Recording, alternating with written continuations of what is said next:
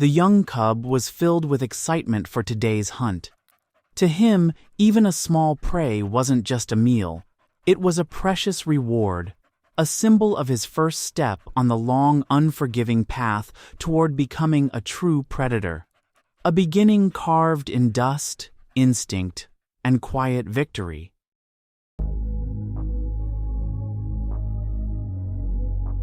In the chilled hush before dawn, the savanna holds its breath. Long shadows stretch across the golden grass as the first light breaks over the horizon. From the tall brush, two figures emerge, silent, deliberate.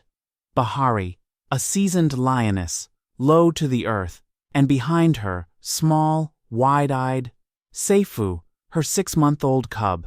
It is his first hunt. His paws stumble on dry twigs. His breath rasps with excitement. He wants to chase, to pounce, to roar. But Bahari says nothing. She teaches not with words, but with patience. She moves slowly, each step a whisper. Her ears twitch, her tail stills. Seifu mimics her movements awkwardly. He doesn't yet understand the rhythm of wind or the language of silence, but he's trying. In the distance, hidden behind branches, Ayo, a young Kenyan conservationist, watches through his lens. He has followed this family for weeks. Today, he senses, is different. This is not just another morning on the plains. This is the moment a cub takes his first steps toward becoming a predator. Not just in body, but in spirit. He is no longer just Bahari's child. He is becoming something more, a student of the wild. And as the sun rises behind him, casting long light across his small frame, the lesson begins. The savanna awakens. Birds scatter from treetops. A gentle breeze stirs the grass, and in a small clearing ahead, a herd of impala grazes, unaware. Bahari halts. Her body melts into the earth, still, focused, nearly invisible. Behind her, Seifu crouches, or tries to. His tail twitches, his breathing quickens, his eyes widen at the sight of prey. Bahari doesn't turn. She doesn't need to. Her silence is the signal. She begins the slow stalk. Seifu follows, but impatience brews beneath his fur. Closer, closer. Suddenly, he leaps. Too early, too loud, a misstep. The impala bolt. Dust explodes. Bahari stops mid-stride, eyes locked on nothing. Seifu skids to a halt, confused. They're gone. The wind carries their scent, and with it, disappointment. Bahari walks past him, calm, not angry, just silent. Seifu lowers his head. He finds a tree, collapses beside it, chest heaving, ears drooping. The fire he had moments ago now flickers. Flickers. From the distance, Ayo captures the moment. Seifu framed beneath a lone branch, head lowered, face dirt-streaked and defeated. Later, Ayo will write in his journal, "This is not the face of failure, it's the face of learning. His first loss is where his instincts are born." The hunt is over, but the lesson? Only beginning. The sun climbs higher. Heat settles across the grasslands like a heavy breath. Bahari rises alone. Without a glance back, she moves into the bush, her mission clear. Another hunt begins. But today, she doesn't call for Seifu. From the shade, the young cub watches, torn between shame and instinct. Then, he follows, far behind, quietly, carefully, not as a cub this time, but as a shadow. He sees her vanish into the tall grass, stalking unseen prey. But in another direction, something else stirs. A limping impala, young and injured, trails behind its herd. Seifu pauses. This is his moment. He crouches low, this time slower. Breathing in rhythm, he waits, listens. Then, he leaps, not graceful, not perfect, but real. The impala bolts. Seifu gives chase, his claws sink in, but a back kick strikes his face. Blood, he stumbles, staggers. Then, he rises. He bites again, Harder, deeper, until the struggle stops. The kill is his. Dust clings to his fur. Blood drips from his cheek.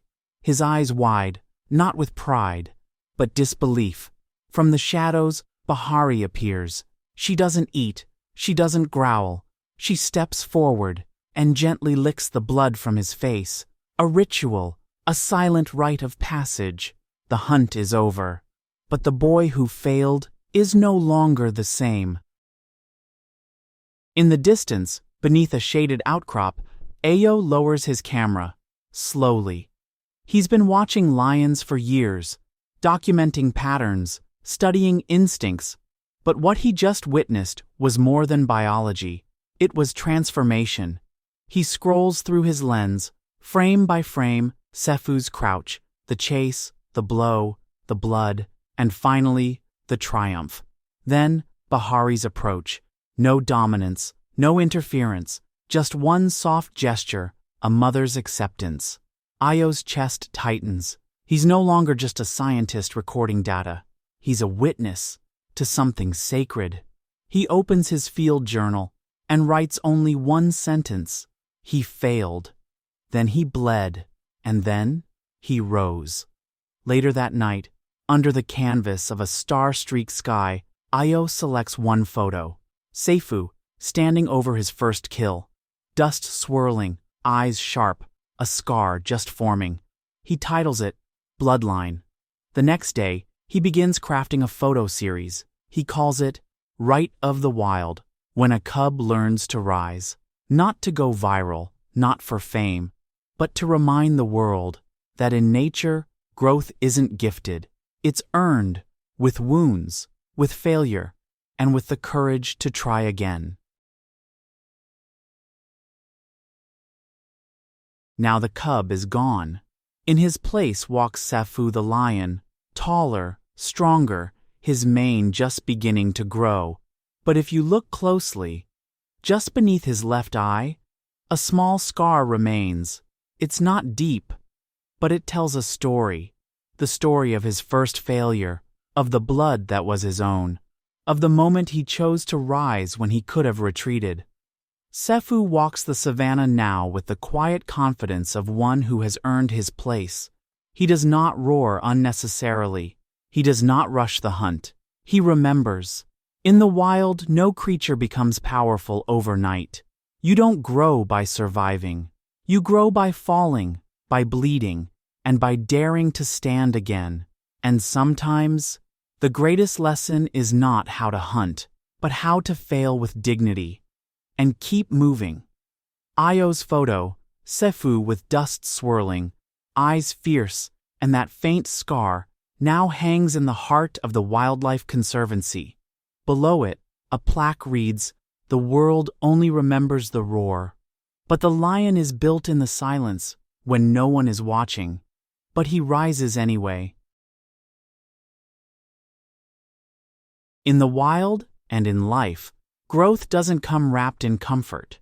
It comes in the form of stumbles, scars, and silent lessons. Sefu didn't become a hunter through instinct alone. He became one by failing, bleeding, and rising again. That's what makes his journey powerful. Not perfection, but perseverance.